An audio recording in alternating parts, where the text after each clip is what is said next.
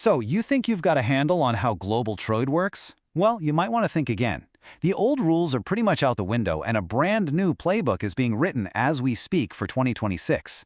In this explainer, we're going to break down exactly what this new world looks like. Okay, let's just dive right in. We are literally in the middle of a fundamental reset of how stuff moves around the planet.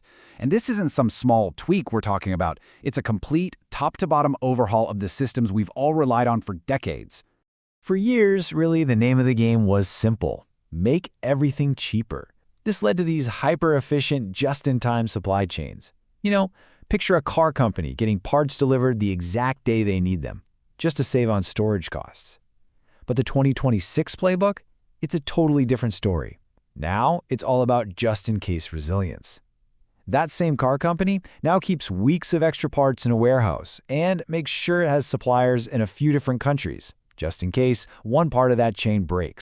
And make no mistake, this isn't just some temporary blip. This is a deep, structural change. Governments are now jumping in, using policies like the U.S. Inflation Reduction Act to actively shape where and how things get made. All of a sudden, deciding where to build your next factory is a huge political decision, not just an economic one. This huge shift from only caring about price to now focusing on policy really brings us to the single biggest thing driving this entire reset: the return of a very, very powerful economic tool. And that tool is the tariff. It sounds complicated, but it's actually pretty simple. It's just a tax, a special kind of tax that a government charges on products coming in from other countries. It's basically an entrance fee for foreign goods, designed to make them more expensive. Let me walk you through how this works with a quick story. Imagine a local company sells its car for $100. Then a foreign competitor comes in selling a nearly identical car for just $75. Well, what happens? Sales for the local guy just fall off a cliff.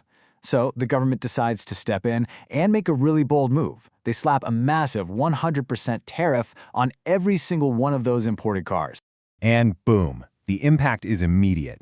The math isn't hard, but it is powerful. You take that original $75 price, you add the 100% tariff, which is another $75, and suddenly that cheap foreign car is now by far the most expensive one on the lot at $150. So on the surface, this looks like a huge win, right? Customers flock back to the $100 domestic car, and the local industry is saved. But here's the thing you learn pretty quickly about tariffs. The story you see at first glance is almost never the whole story. The other country almost always hits back with its own tariffs. And back home, with less competition, what's stopping that local car maker from bumping its price up to, say, $110? Without that pressure, the whole market can just get, less innovative. Which brings us to the most important question of all, doesn't it? When all the dust settles from these moves and counter-moves, who is actually footing the bill for all of this? I'll give you a hint, it's almost never who you think. Let's just follow the money for a second. Let's say a tariff is placed on bread coming in from Mexico. The U.S. company that imports the bread now has to pay that tax. So, of course, they raise their price. That means your local sandwich shop's costs just went up. And what do you think happens next? You got it. You end up paying more for your lunch. And just like that, the cost of that tariff has landed squarely on your plate. Now, this isn't just theory. Look at this tale of two very different strategies. Back in the 60s and 70s, South Korea used high tariffs to shield its brand new car companies, Hyundai and Kia.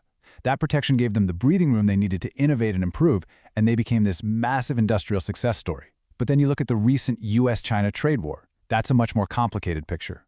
All the back-and-forth tariffs actually led to an estimated loss of 300,000 U.S. jobs and slower economic growth for both countries. So here's the crucial point to take away from all this. These big policy shocks, these tariffs, they didn't stop global trade, not even close. They just massively redistributed it. The map was completely redrawn, but it was not erased. And you can see that redrawing happen in real time right here. The tariffs didn't stop Chinese manufacturing, they just rerouted it. So while exports to the U.S. went down, they shot up significantly in other markets. Look at Africa, up a whopping 25%. It's just proof of how incredibly adaptable global manufacturing really is. So who are the big winners in this global reshuffle? Well, we're seeing these dual growth stars emerge, places like India and the Philippines, which are seeing explosive growth in both what they buy and what they sell. Then you have businesses adopting what's called a China Plus One strategy, which is really just a smart way of saying, don't put all your eggs in one basket. And finally, a lot of companies are bringing production closer to home, a strategy we call nearshoring. And if you think nearshoring is just some trendy buzzword, get this. A staggering 87% of supply chain leaders are right now actively planning to move some of their production to Mexico or Central America. For companies in North America, this has gone from a niche idea to a core, mainstream business strategy.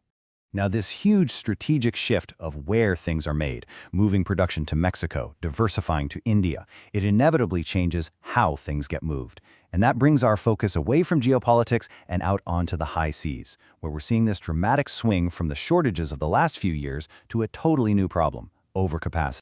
So, for the first time in years, the supply of giant container ships is actually growing faster than the demand for shipping. That 6% gap you see there might not seem huge, but in an industry this massive, it's enough to create a flood of extra space on the market. And that changes everything. So what does all this mean for costs? A big drop.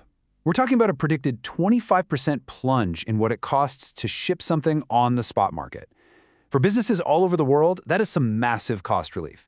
And these lower rates, they're probably going to stick around for a while. But here's the catch. Cheaper costs do not mean lower risk. So what's actually keeping supply chain managers up at night? Geopolitical shocks are still the #1 worry. And right behind them is extreme weather. Things like droughts messing with the Panama Canal or big storms shutting down major ports. And this right here is maybe the most important takeaway for today. The world is getting cheaper to ship things in, but it is also getting a whole lot more volatile and unpredictable. Lower shipping costs do not mean lower risk. So how do you actually win in this new environment? It really boils down to 4 new rules. First, diversification is your best insurance policy. Second, visibility is absolutely crucial. You just can't manage what you can't see. Third, agility, your ability to pivot quickly, is way more valuable than just saving a few pennies. And finally, with shipping rates so low, now is the time to lock in those favorable prices. Which leaves us with one final and really critical question. Building these new, more resilient supply chains, well, it isn't cheap. Holding more inventory, working with more suppliers, dealing with more complexity, it all adds costs. So as we rebuild for this new era, we have to ask ourselves, who ultimately pays that price?